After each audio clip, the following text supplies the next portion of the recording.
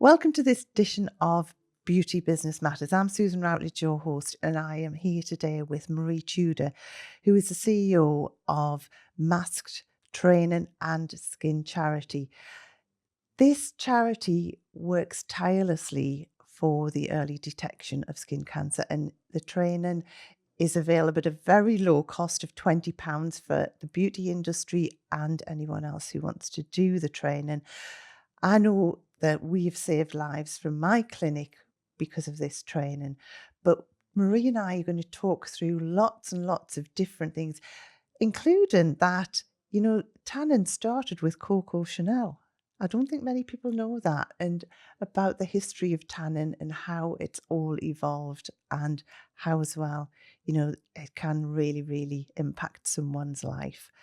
So I can't wait for this episode and welcome, Marie.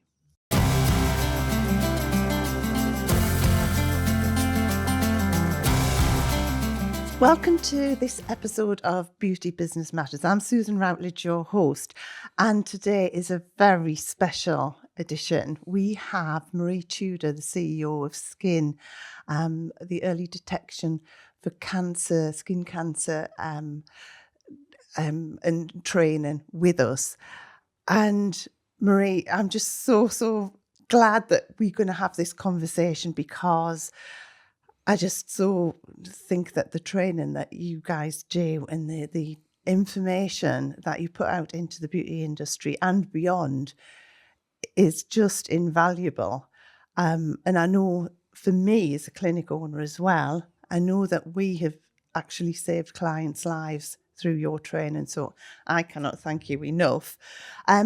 But for anyone who doesn't know about Skin, can we first of all start with a little bit about you, first of all, and how you got involved in the charity?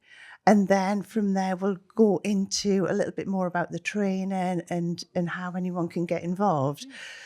So Marie, how did it all start for you? Well, I joined the charity probably about 11 years ago now, and they were in the middle of a major campaign with the BBC. It was the BBC Colin Bloomfield melanoma appeal. They just launched this campaign, and it was in an effort to raise awareness within school communities.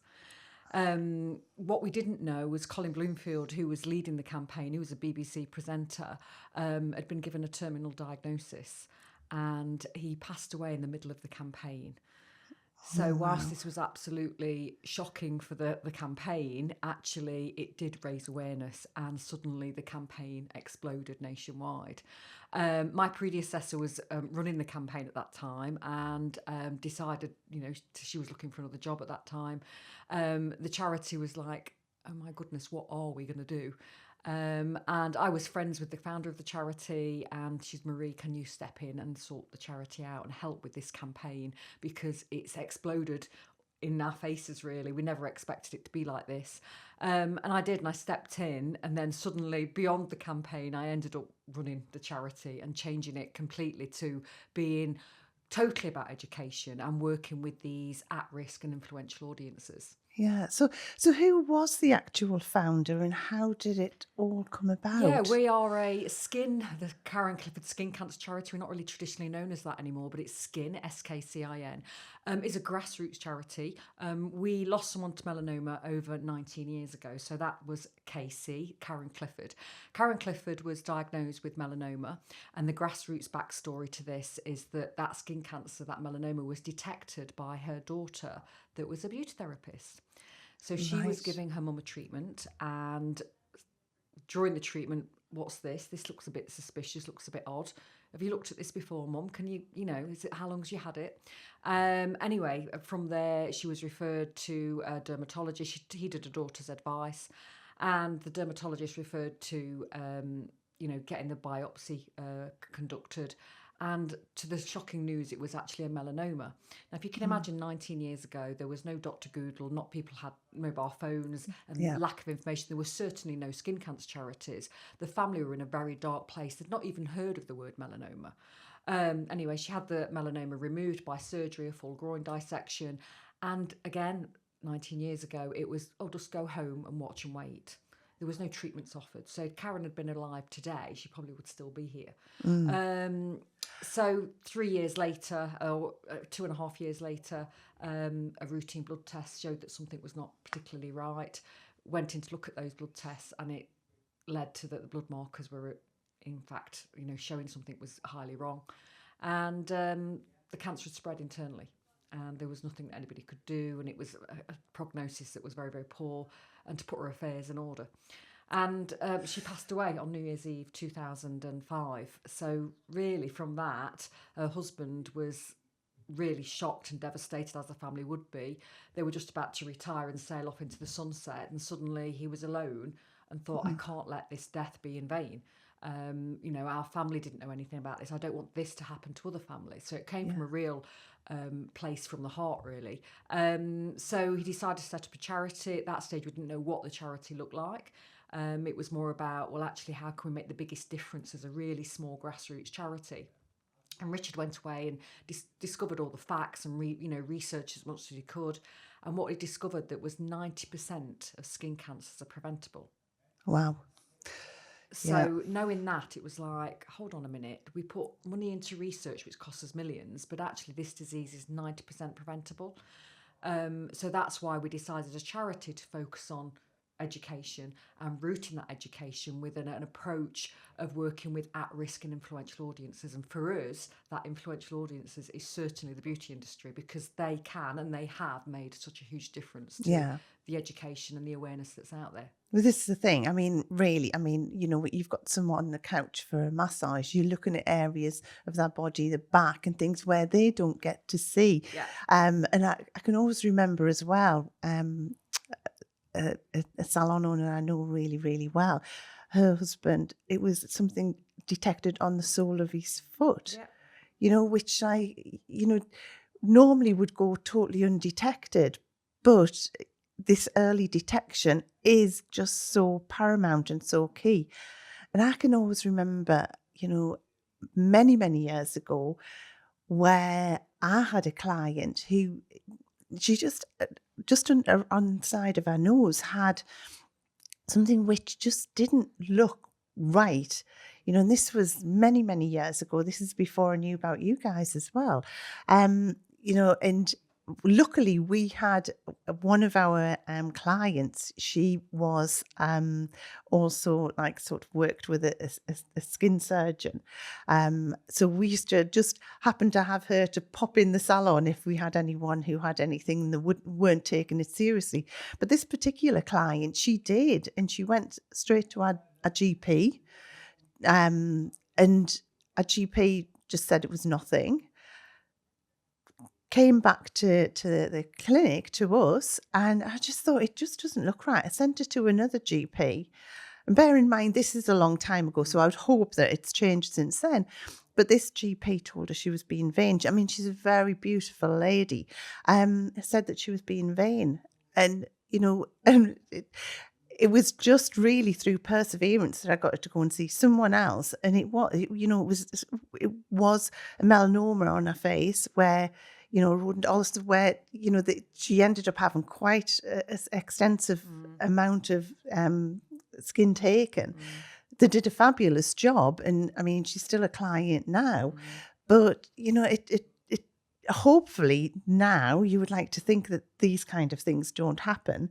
But, it's like, I think it's just one of those things where someone thinks, oh, I'll just get it cut off. But it's not that straightforward, is it? No. It's got a really poor profile. And I think the mix of the scenarios are that people tend to talk about melanoma, which is the most deadly form of skin cancer.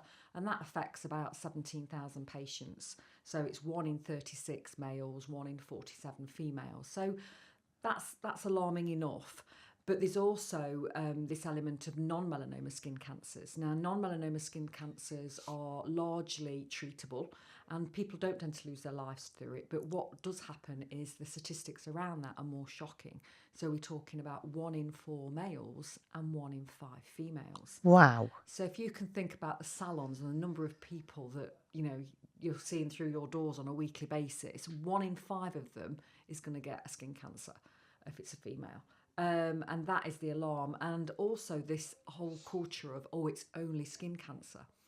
So for those people that get diagnosed with a melanoma, they get really angry and annoyed because for them, they have some very, very difficult journeys with immunotherapy, and it can be life-threatening, and people lose their lives. About 3,500 people lose their life to melanoma. When we talk about non-melanoma, these people, yes, it's largely treatable. It's 90% of cases are preventable and 98% of cases are fully treatable. But largely, they all involve surgery. And particularly with ladies, they tend to be on their faces. Yes. So again, this links back beautifully to the industry in terms of ladies are going in for their beauty treatments every 4 to 6 weeks. And you have a unique relationship with these people that you are trusted. You have that trusted relationship. So this is why we developed the training, because people are very unlikely to go to a GP that something is not giving them any pain or discomfort. They might thinking it's a little bit of eczema or it might be something else. Yeah. And actually having someone that can have a different relationship and view things and have that training that we provided to say, actually, how long have you had this? I've noticed this before. Have you taken it to a GP or a doctor to have a look at? And that's the crucial thing, because the strapline that the training that we've developed is training eyes to save lives. And it has saved people's lives, and it has got people to a GP earlier or to a dermatologist. And that's the powerful role. And I cannot underestimate and explain of how vital this role is that the beauty industry has as a whole, because this is almost like social subscribing in the community.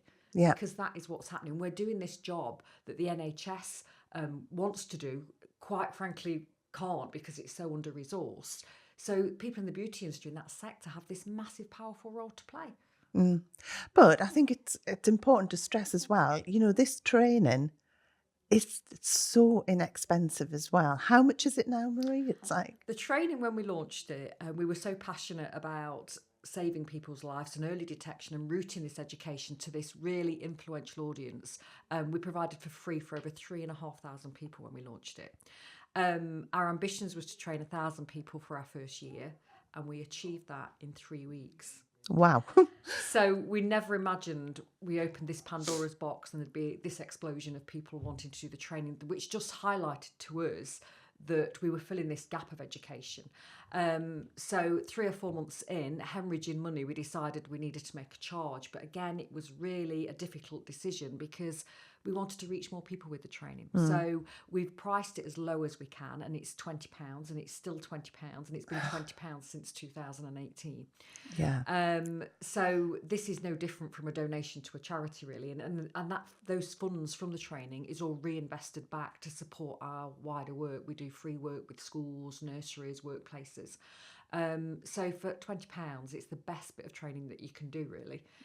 Yeah. I mean, and it's all online. Yeah. And the thing is that with it as well, it's all multiple choice, isn't it? And it's just, it's not only great training, but it's fascinating as well, because some of the images you look at and you think, that's fine. Yeah. And it's not. No. I think there is, this last 5 years, 6 years, there's been an explosion of education that you can find online. But it just tends to be images with some copy with it. Yeah. So when we developed the training, it was, how can we develop something where the people that were looking at these images, how can we build up a level of competency? Yeah. So that's the aim of the training. So yes, you're exactly right. In the training, there is multiple choice, there is multiple images, and almost case scenarios of your client's presented with this, they've told you this. What would be your next course of action? What do you think? What advice would it be? So it's trying to give them those skills of knowing the signs of symptoms and building up some competency in what they're giving back to the patient, really. And that's what's unique about it. So yes, you can find lots of images online, what potential skin cancers look like, but it's putting it in a real life situation and saying, your client has told you this, you've seen this on a part of their body. What does it look like to you, and what would be your next course of action, and would you pose then further questions?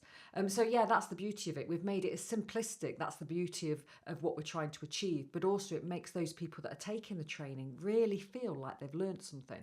Yeah, because I think that is the thing, isn't it? Because you don't want to worry someone.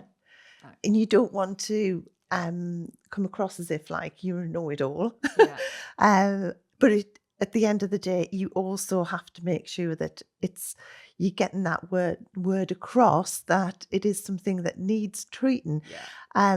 So it's getting that fine balance, and Yeah. that's what I love about in the training, where it helps you to do that, because some clients can be quite defiant and like and you know it and think that they know best, kind of thing.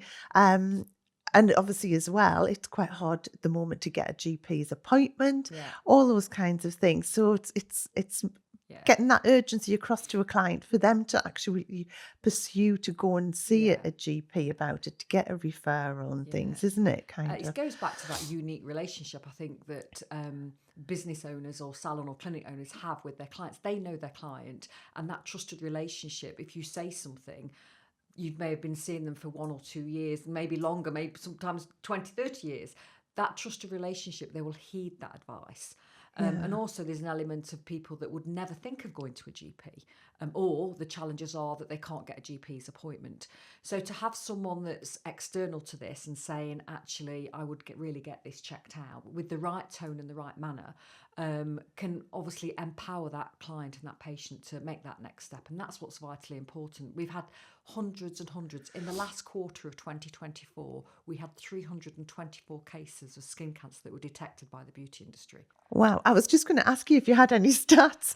That So is like, with the challenge we have is, and this is a big call out to today really, as well, is that if the beauty industry is doing this amazing role, we need to be shouting about it more. yeah. And there is the facility within the training that's online where people can report back if they found skin cancer.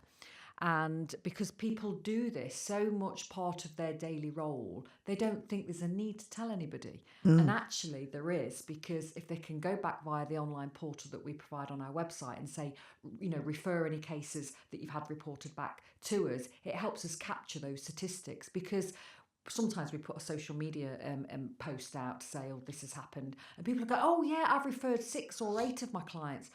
Those statistics are super powerful for us to take to the Department of Health, to say to them, well, actually, this training is amazing. We're filling this huge gap. Can someone Yeah. help fund it or make it mandatory on the curriculum? Because it is making such a huge difference. Yeah. So, yeah, it's amazing. So those stats are probably way, way higher, because I must admit, I don't think we've ever gone back and like reported. So No. that's something that like No. I'll take back to my clinic as well. Yeah. So I mean that figure is probably a lot higher than that. One of the best news stories, and I've shared this many times with yourself, Susan, but again, I think the story is so relevant. We had a beauty therapist that's based down in Kent that did our training 3 months after we'd launched, and she's a small salon business owner, only got 100 clients of her own. She did our training, absolutely loved it, and decided that every one of her clients she was going to do some skin surveillance on for herself. She did that skin surveillance and she went through a list and said, right, there's 8 of you. I really want you to get referred to a GP because you've all got suspicious lumps and bumps that I need you to get checked out. Because genuinely she was concerned and she cares about her own clients. Of those 8 clients went to get their skin checked out professionally by a dermatologist. 5 were skin cancers and 3 were melanomas. Now, that news story went in the Daily Mail, the Daily Express, and got the charity on Sky News. Yeah. But that's one business owner with 100 clients. Yeah. That is just absolutely unbelievable. And when you think about a melanoma patient, 3 of them were melanomas. A melanoma patient, if it's caught early and it's incised out with surgery, that's great, and that's the news that we want. For somebody that has left it or it's gone a little bit more advanced and they may become a grade 3 or 4, they have to go on immunotherapy or alternative kind of therapies. And that can cost in excess of £100,000 to the NHS. Wow. So there's this huge element of actually the beauty industry has such a powerful role to play because they're actually saving the NHS money. Yeah. Because if you can spot a melanoma early, yes, not only have you might have saved that patient's life, but you've also saved the NHS probably £100,000. So for us, this is an absolute no-brainer that as a sector, the sector needs to get behind it. But as a government and the NHS needs to get behind the training and get behind the beauty industry as well. Because we have made massive impact and we can make even further impact. How likely do you think it is that it'll come onto the curriculum? I think it's I think it's very, very likely. I think what we have a situation of, it's just about funding. Funding is always a challenge that, the funding is not always there. But if the Department of Health, if we can do a health economics, a health economy analysis to say, well, actually, this training is only £20, but it saves lives, there's something that needs to be done. If the Yeah. NHS can help fund it, that's the solution that we need. My view would, if as a charity, I would love to give it to the whole of the sector for free. But we have a charity to run, we have printing to pay for, we have postage to pay for, and we're on a mission to get this training out to everybody. Now, we've had 20,000 people register for the training, which is amazing, but there are over 250,000 people that work in this sector. Yeah, so there's again, loads more as an audience that we can go at, and obviously that's what we'd like to be the aim, that everybody takes on board this training, everybody recommends it to everybody else, and everybody comes on board with it. Yeah, but there is, when you're saying about the fee as well, and you're giving it for free, it's statistically proved that if something's given for free, it's not valued as well. Yeah. So, you'd probably be giving it for free and someone wouldn't be going through it. They'd just think, oh, I'll do that later kind of thing. So even though it's just that £20, I think it makes you do it kind of thing. Yeah, I think there is an element to that, because people will sign up and then forget. We've given it for free with campaigns, or someone's funded it as an opportunity, and people go, oh yeah, I'll sign up, and then they forget to do it. So if there's a cost attached to it, and that's why we think, £20 is no different from making a donation to a charity, and that's how people should view it. Once a year, I'm going to make a donation to a skin cancer charity. I'm in a role where I'm dealing with skin every day. Yeah. That £20 investment is certainly worth it. But as well, I think it's all image building for the clinic salon as well, isn't it? Because our clients love the fact that everyone's got certificates to prove that they've done all of this training, and as I say, it then just elevates you above your competitors. So even for that element alone, it's worth doing. But the thing is that, as I say, I know we have saved clients' lives. And there's no better way for client retention, is there, to keep that client? Because if you've spotted something and a client's gone and had something removed and had surgery, they will never go anywhere else. No. They will be indebted to you for that service. So it's almost like a unique selling point to your business, really, to say, actually, and client retention, my clients are so important to me. And most business owners have that unique relationship, so they know that anyway. They're not just interested in their skin health, they're interested in their whole well-being and health overall. Yeah, but this client that I was talking about earlier on, she now lives outside the UK, but every time she's in the UK, she comes and visits and has treatments, and she really doesn't go anywhere else. And that is just because of that trust element. And as I say, that must have been, it was well over 20 years ago, 25 years ago. And that loyalty, as I say, she won't stray anywhere else, because she 100% trusts everything that we do, and understands that we've got our clients' best interests at heart. Just going back, I mean, it's always been thought in the past as well that it's just for it's somebody who's been on a sunbed or hasn't protected their skin from the sun. Oh, is that true? Is that just... Well, that's what makes the mass messaging when we're talking about skin cancer so hard, because you want to work with your traditionally at-risk groups. But in summary, really, everybody is at risk of skin cancer. So the typical at-risk groups are those with a lighter skin, Fitzpatrick's type 1, 2 or 3, and those with blue eyes and fair hair and skin tone. They are typically more at risk. Obviously, if there's a family hereditary gene of probably people having skin cancer or melanoma as well. And those people that maybe have used sunbeds, how dare I say it, and those people that have worked outdoors or have took an unhealthy behaviour in the past. We tend to find that ladies over the age of 40 suddenly start to take care of their skin a little bit more, or even probably it's a bit younger now, maybe 30, but in their 20s they admit that they've used sunbeds and this is not the route that they should have taken. But when it's a journey, isn't it? People's skin health. In fairness, though, the education wasn't there years and years ago. I can remember going on holiday and with carrot oil, different things. Thinking it was all about the tan rather than about the protection. So I think now when you see children the normally, like you see parents putting high factors onto them. When I was small, I don't think No. that No, happened. no. So, we've probably had years and years of like where we didn't have that protection kind of thing, just not through not wanting to, but just through the education not being there kind of thing. So fingers crossed, hopefully you would like to think that moving forwards, then it's going to change. We've But come a long way, but we've still got a long way to go. I mean, obviously, what's made education so much easier this last probably 10 years has been the introduction of social media. You can reach people so much more easier with education. As where my generation, when I was a teenager, there was no education, there was no sun cream really available. There was lots of advertising about sunbeds, and there was nothing about aging or skin cancer or anything. yeah, So the age of the internet and all of this has made education much more available.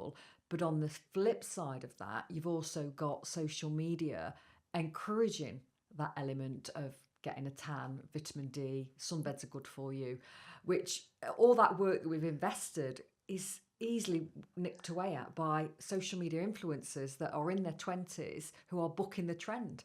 So however much we think we've done, there's always more to do to get that messaging out there, particularly with sunbeds. We seem to be having a new generation of sunbed users. Now, I had a sunbed, dare I say it. I had one that I hired at home, yeah. put in the spare Used to be room, able to hire get one. a base tan for when I went away. There was no education. I just thought that was a great thing to do. Upon reflection now, it was totally the wrong thing to do. But yeah, the sunbeds, the culture is that people want to get a tan. There is a massive audience out there of youngsters that want to have a tan. Our weather is not always that consistent, so people are starting to use sunbeds again, which is something we really do advocate them not to do. Many melanoma patients are so passionate about getting them banned. They've banned them in Australia, they've banned them in New Zealand, and it's something that we should explore here because the culture around it, there's no legislation and anybody can set up a sunbed shop. And with very little registration, coin operated ones, and teenagers are going in, want to go to a prom, and they get into this habit of going in 3 or 4 times a week. Yeah. And that's the concern. It's a ticking time bomb, really, and that's what we're concerned about. So however much education we do, wherever we try and root this education, there's almost so much more to do. But I think there is a resurgence as well, because I've just noticed in my town there's 2 new sunbed shops opening, which there's been none for years and years, and it just seems as if like it's back. But then as well, what happens when you get a client who like says, "Oh well, it's just to prepare my skin for when I go on holiday." What should someone be saying to them? Well, the sign that your skin is changing colour is a sign of damage to the DNA of that cell. So it's skin damage. So people don't understand this. They look at the brownness that may be occurring and thinking, oh, my skin's going a lovely tone. That's actually skin damage. And that's skin damage, what people don't understand. And a big thing about the education for us is when somebody gets skin cancer, it can be so much further down the line. It can be 5, 10, 15. If a child gets sunburnt under adolescence, it doubles your chances of getting melanoma later in life. So people don't realise that having a really severe sunburn as a child can come back 20 or 30 years later as a melanoma. And that's something, again, in the beauty industry that, there's this thing that, actually, I'll get a base tan, I'll get that bit of tan before I go. But actually, it may look good aesthetically, but actually it's damaged the DNA and it's actually going to come back, in 3 or 4 years and it'll be aged skin. Yeah. I mean, spray tans are so good now, aren't they? And there's so many tanning products out there, as in like to develop a colour on your skin. It's far easier to do that than it is to actually try and do it, like go to sunbeds and all this kind of thing. But I don't think we're ever going to get. Or do you ever think we're going to get where sunbeds and things get banned? Yeah, we've done a lot of work over sunbeds over the years. It features heavily in our social media. They've banned it in Australia, as I said, they've banned it in Brazil. But for me, there's more of an element about the education that people will still use sunbeds. It's a bit like smoking. If we take the same scenario with smoking, I think it's about freedom of choice. You can only educate so far. But with smoking, you realise now you've got this imagery on smoking about lungs and, all these horrible images. we don't have that same kind of education around sunbeds. Give people a choice. So legislate the sunbed regulation and make people responsible, but also provide the education, because otherwise we become a little bit of a nanny state, telling people which actually they need to have the knowledge to know why they shouldn't be using sunbeds and make that personal choice for themselves. Yeah. So yeah, I would love people to be sun safe and change behaviours, but what we need to accept that this problem that we have now today has been going on for probably over 70, 80, 90 years, because the first person to get a tan was Coco Chanel. Right. So in the Okay. Yeah. 1920s, she was the one. Before that, if you had a tan and you worked outdoors, you were seen as lower class. And people that, you had pale skin were the ones that were upper class and looked after their skin. So when this goes all the way back to that, when Coco Chanel got sunburned on a holiday in the south of France, and people said, "Oh, your skin looks nice. It looks, tone of brown." And from that's when it started to change. So, and then in the 1950s, we had the introduction of the package holiday. Yes. So people started to go away, getting 2 weeks in the sun and going for that complete burn. And then from the 1950s, 60s, this is when our love of tanning has started. So, and then there was no education. So all that coupled, so this has been a social problem and a problem that's been around for probably 70 years. So for us as a charity to think, actually, we want to solve it, it's going to take more than 10 years of a campaign. It's going to take a lot of work and effort to try and evoke that behaviour change over a longer period of time. And that's why we do our work with schools and nurseries, because what we're trying to do is embed that knowledge early in children today at schools, primary schools and nurseries. So when they start adopting those behaviours as teenagers, they'll be better informed. So yes, in an ideal world, we want to evoke behaviour change, but it's not going to happen over a short period of time. So how does that education work in nurseries and like for infants and juniors and things? How does that work? So if someone is listening or watching who has got a young child and wherever their child is, they haven't got that education, how would they go about getting that education into that establishment, and what does that education look like? Yeah, so it came back from, in Australia, they'd done education in schools for a long period of time. They've had an education programme, an educational intervention programme for over 30 years. And because it's been operating for over 30 years, they've got that data to look back on. And that data indicates that anybody under the age of 40, the melanoma statistics are actually coming down, because people have grown up with that embedded knowledge from a really young age, and that sought them later in life to adopt better behaviours. So if that's effective, and that's been one of the best, Australia, the lead in this kind of aspect of field of work, we thought we'll do the same here. So 10 years ago, we launched a Sun Safe Schools and a Sun Safe Nursery programme. And the idea is to get that education into schools for a couple of reasons. So schools have a duty of care to keep that child safe during the school day. So if you're handing your child over and it's going to be a really, really sunny day, that school is responsible for keeping that child safe. So there's an element of duty of care. So that's around the aspects of making sure that child has got access to a sun hat and sun cream. But there's also an element of providing that education for little ones. So we've got assemblies and lesson plans. So this is to get the teachers engaged with the little ones, engaging them with that message. So we don't talk about skin cancer necessarily at this really young age. We talk about the need to be sun safe, why the sun is good for us, why the sun is bad for us. And that education programme is a website just called www.sunsafe schools and sunsafe nurseries, and it's completely free for everybody to take part. Now, we started off with a handful of schools. We've now got over 6,000 schools, primary schools, That's engaged brilliant. with the programme. And what we've equally done is we've lobbied the Department of Education, because the Department of Education are tasked with the PHSE curriculum, which talks to school children about healthy lifestyles, taking exercise, mental health, reducing sugar, not smoking, all these other kind of health messages. But there was never anything in there about skin cancer.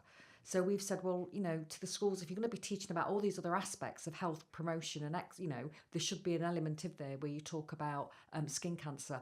And in 2019, that was introduced into the PHSE curriculum due to our work with the government. So hugely proud of that.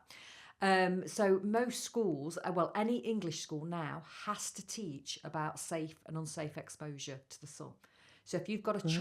child in an English school, they need to be teaching about safe and unsafe exposure to the sun. So if you've got a child or a grandchild that attends a school, get them engaged with the programme. It's all completely free, all funded by the charity. And our mission is to get as many school children on board. And now it's reached over 1 million children and their families.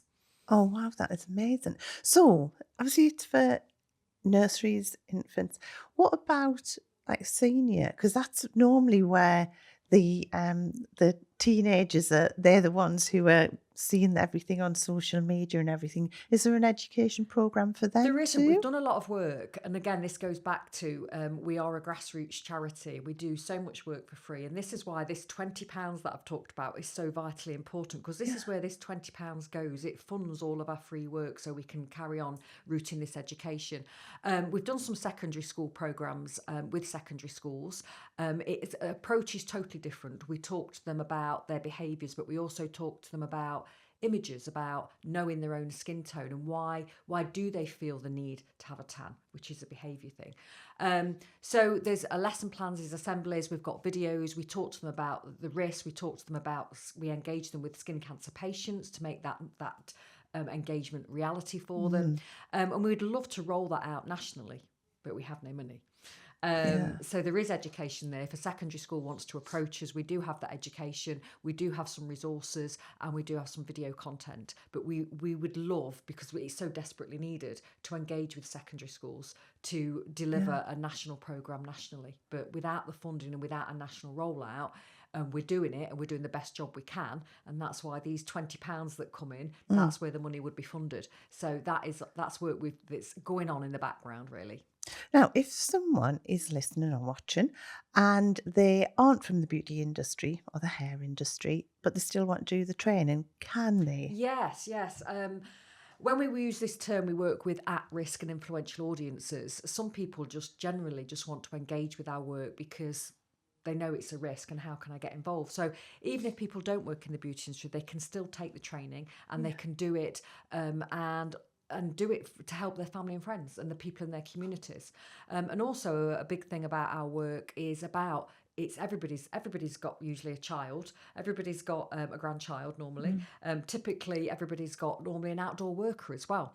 So if we've got a gentleman or females that work in the outdoor sector that may be at risk of occupational skin cancer, we operate a programme for them as well. So we've tried to root this education in as many ways possible, providing this education, and all that is listed on our website, which is www.skin.org.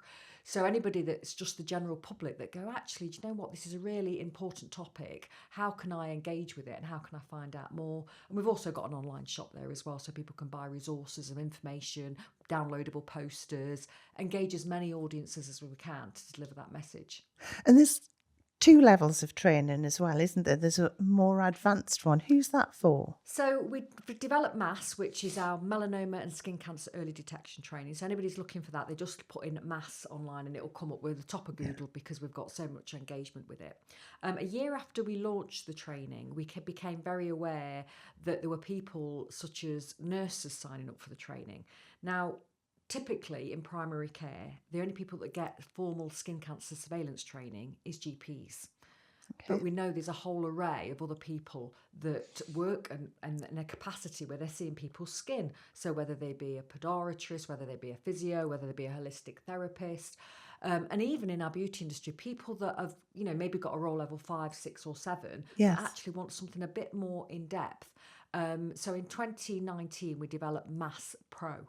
So MASS Pro is really aimed at those people that want a bit more deeper knowledge. And in there, we talk about different skin cancers. We talk about the acral melanoma that you mentioned earlier that comes on the foot, subungual melanoma that occurs in the nails, the different types of melanomas. And we also talk about the referral pathway and how to engage with a GP to send your referral letter on.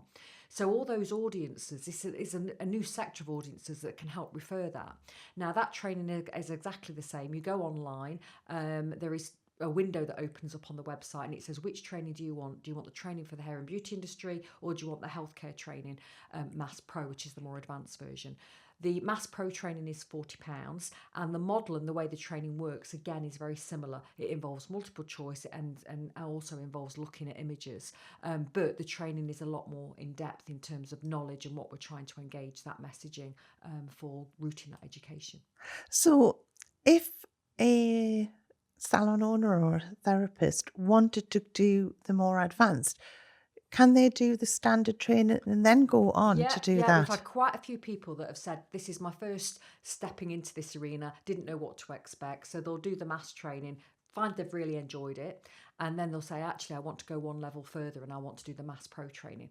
And then they can do that. Yeah, we fully endorse that. That's what people want to go down that route. Or if people know they've got a first, a level of knowledge about the skin and how it works. A lot of training courses now cover quite advanced elements of skincare. They can jump straight into Mass Pro anyway. And there's always prompts within the training. So we want people to progress through the training. So if people do get stuck, there is a prompt facility within the training so people can get help and support. And to a degree, they can use their training guide. So it's almost like open book. So Yeah. we're not out to trip people up. We're trying to encourage them to progress through the training. Yeah. I mean, the thing is that the standard training, I wouldn't even call it standard, because it is so in depth. I've never looked at the pro. I can't even imagine what's in there because, as I say, the mask, the one that the £20 one, I mean, that just covers so much. Yeah. But yeah, now I think my team probably would like to go on and do the more advanced as well. I think the basic one as well, I think we've made it so accessible, and the language we use, we want to reach more people. So even if you've got nail technicians, lash technicians, tattooists, hairdressers, barbers, we're trying to reach that, make it inclusive to everybody. So that's what we've done with Mass Pro. We try to make it inclusive to everybody, raise that awareness. But those people that are really invested into skin health and actually class themselves as a professional skin clinic or salon or whatever they do, they should really look at Mass Pro as well. And you know, the model of the training is exactly the same, but again, I think it's invaluable training to try and get that certificate up and start sharing it. A key audience of ours, that people that have done the training, they're largely women that are salon and clinic owners. So it's a perfect match. I mean, for us I to always really to get that encourage message. everyone in Beauty Directors Club. I think everyone has done the training in Beauty Directors Club. To say, I just see it as like it's probably one of the most essential things in our industry for us to train in. Well, I think the interesting thing is as well that when we launched this training, and I mentioned earlier that we got on Sky News, the training went global. So we've had people in Australia, New Zealand, Las Vegas, Europe, South Africa take this training. And that proves to us what a gap of knowledge that there is, that people don't get this training anywhere else. And they want it because they so want to help their own clients and their own patients. So for us to have had that reach, I think 26 countries around the world are represented in the training, which is just amazing. Even sending it to Australia and America, which has been heaven sent really. But we need more and more people on board because it's only due to people taking the training. It gives us a little revenue stream. We continue our work. We are largely an education charity because we're not a patient support charity. We have that challenge that people don't tend to give it quite as easily. So that's why this £20, it may only be £20 or £40, whichever training you take, is so vitally important, because the great work that we do, we can't continue unless we've got some revenue coming in. Yeah, and getting more awareness on TV and things would be great. But, you know, I think, again, it's like a great opportunity for someone to be able to highlight, even in their area, you know, local TV, local news, everything like that. I mean, I know the therapist that you're talking about well. Overnight, I think she became a bit of she was totally like got up and like, oh my God, all the press were wanting quotes. And yeah, we've had that before where people have gone, oh my God, you are giving your clients a USP. And there's that angle that actually to the business of raising that profile, because people think it's a bit of a cliche, oh, I've saved someone's life. But actually it's not. You are helping with someone's health and well-being. And if you've detected something sooner, you have significantly impacted their life. And that's why, again, you know, these salons are keen to get the story out there. And anybody that's got a really interesting story, do report back to us, and also try your local press and get it in there. Yeah. Some people will say, because we've been on the national news, that we've been in the national news once, we don't need to be in there again, but we do. And if you've got a local contact with your local press or media, just get it in the local paper, because people like local stories about local people, and Totally. it makes it a reality. And that story and the realness behind it is what makes it news. So moving forwards, Marie, obviously, are you going to be at the professional beauty shows and things? I know you normally have like a little stand for everyone to Wherever I go. can get invited for free normally, because as a charity, again, we operate on an absolute shoestring of a budget. So wherever I get asked to go to help, talk about the mass training, I will attend. But all the professional beauty shows I tend to attend. If anybody gets any opportunities for us to speak to a collective group of people, please do get in touch, because we're very, very up for that. But yes, everywhere I can be, I will be spreading the word and spreading the message of the training. So if someone basically wants to do the training, they just go onto the website. What's the website again? It's www.massced, and that stands for melanoma and skin cancer early detection. Once you register on the website, within 3 to 5 days, you'll get your resources through the post. Once you've got your resources through the post, you then decide to sit down and read and digest the training guide.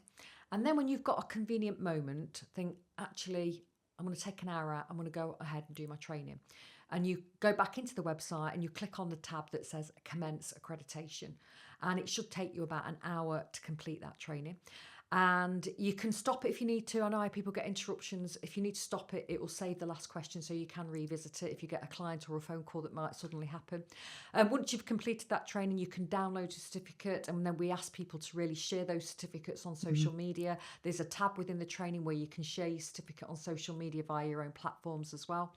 And also within that dashboard, you get access to all of the things that can help you in your clinic. So there is a shop where you can get mole rulers, our skin cancer and sun safety booklets, and also if you can report a skin cancer case to us.